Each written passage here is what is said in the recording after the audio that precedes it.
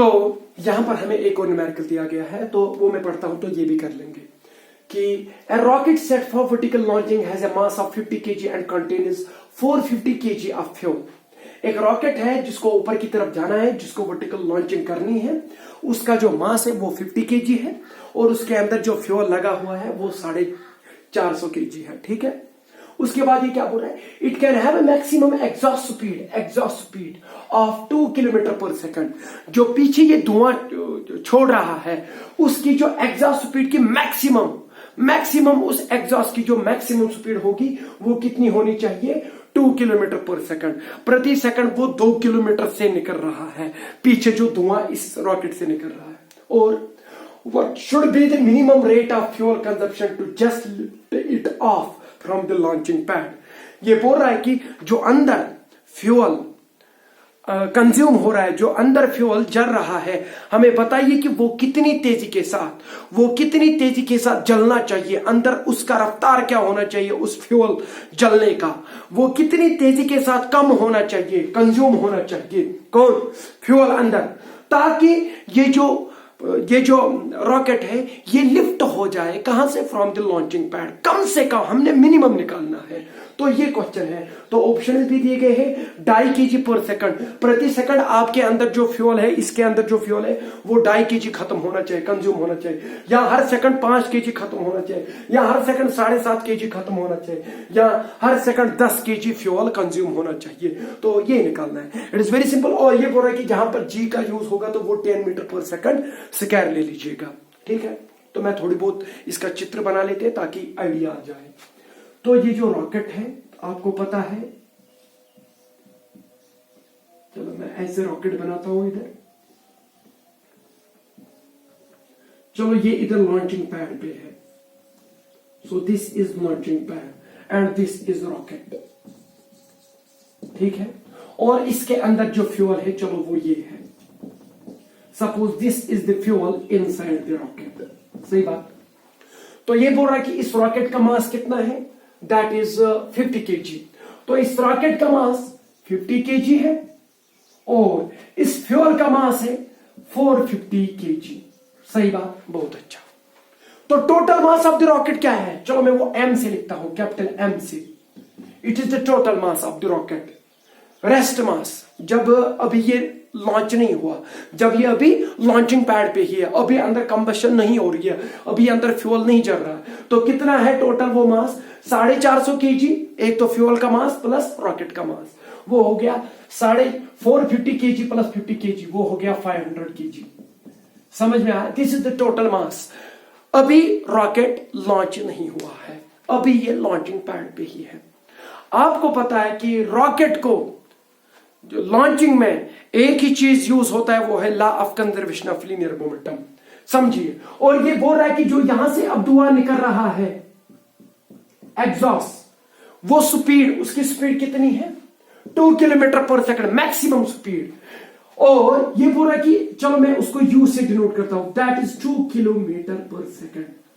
जो धुआं नीचे की तरफ, अब जब अंदर कंबशन होगी, अब जब अंदर फ्यूल कंज्यूम होगा, तो नीचे की तरफ अब ये धुआं छोड़ना स्टार्ट करेगा और मैक्सिमम स्पीड ऑफ द धुआं जो है वो है 2 किलोमीटर पर सेकंड।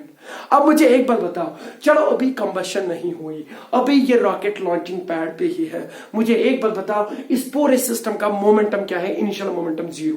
तो इनिशियल मोमेंटम जो है,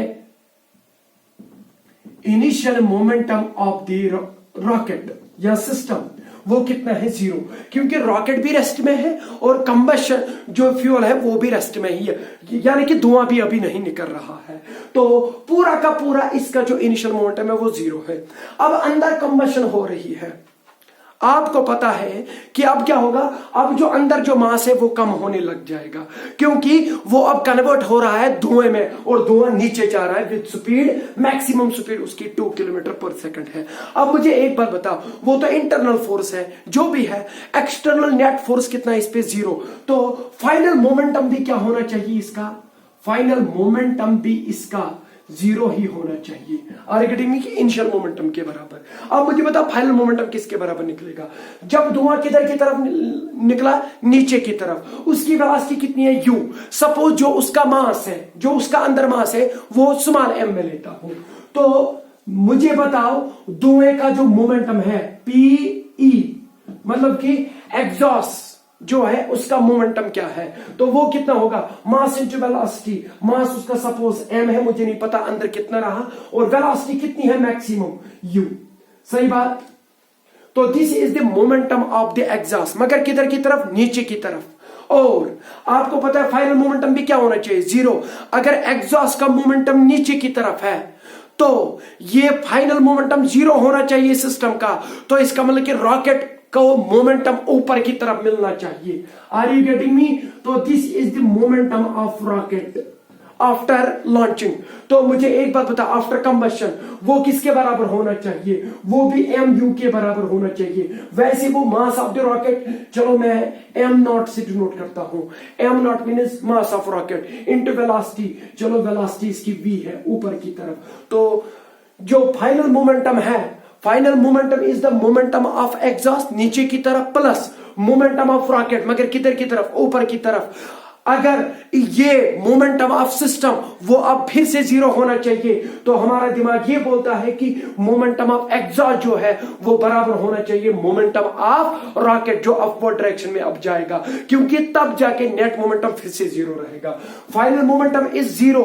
ये जीरो आएगा, मगर कब आएगा? When momentum of the rocket is equal to momentum of the exhaust. Upward direction में, एक अपवर्ड डायरेक्शन में मिलेगा मोमेंटम और एग्जॉस्ट को नीचे डाउनवर्ड डायरेक्शन में मोमेंटम मिलेगा, तो वो मोमेंटम बराबर होने चाहिए मैग्नीट्यूड में और डायरेक्शन अपोजिट होने चाहिए, तब जाके नेट फिर से जीरो रहेगा। तो मोमेंटम ऑफ एग्जॉस्ट जो या मोमेंटम ऑफ जो रॉकेट है अब वो किसके बराबर? Momentum of exhaust. Momentum of exhaust कितना है? मास ऑफ दी जो भी अंदर ये कंबशन हो रही है उसका मास इनटू फ्यूल का mass into you. You is the velocity of the exhaust, so you mu। सही बात।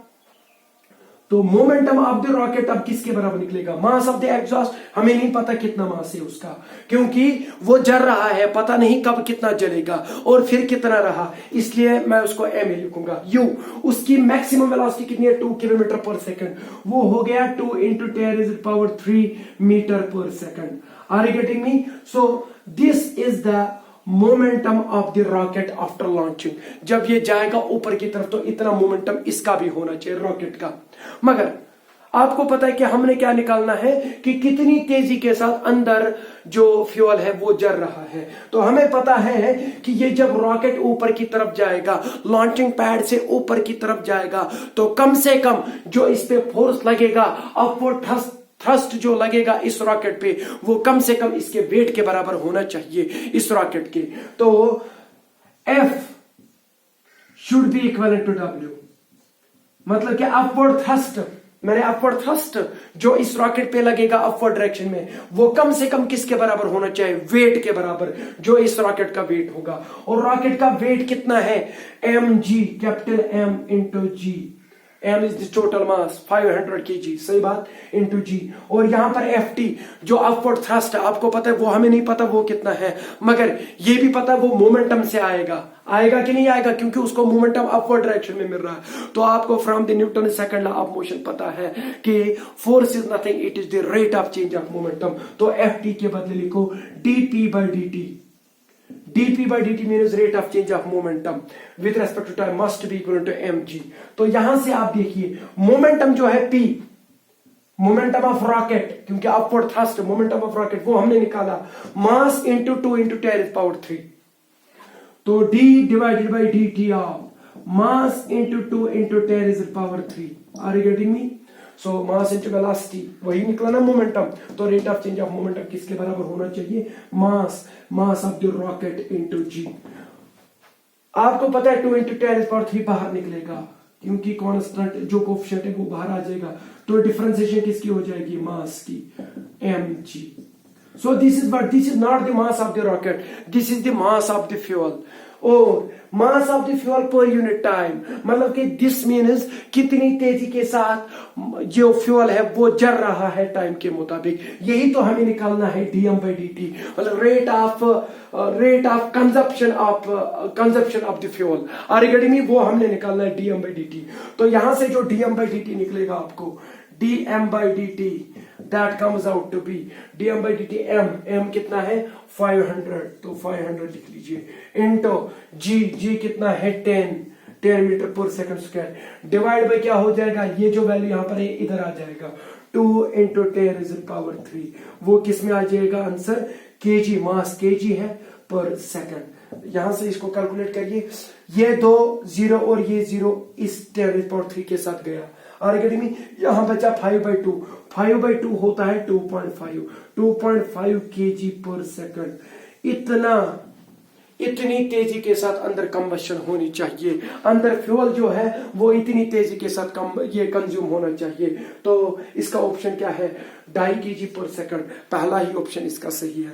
तो आज रोजा भी है तो थक जाते हैं बहुत, तो टाइम भी नहीं मिलता, तो इसलिए आज के लिए इतना काफी। थैंक यू, शुक्रिया।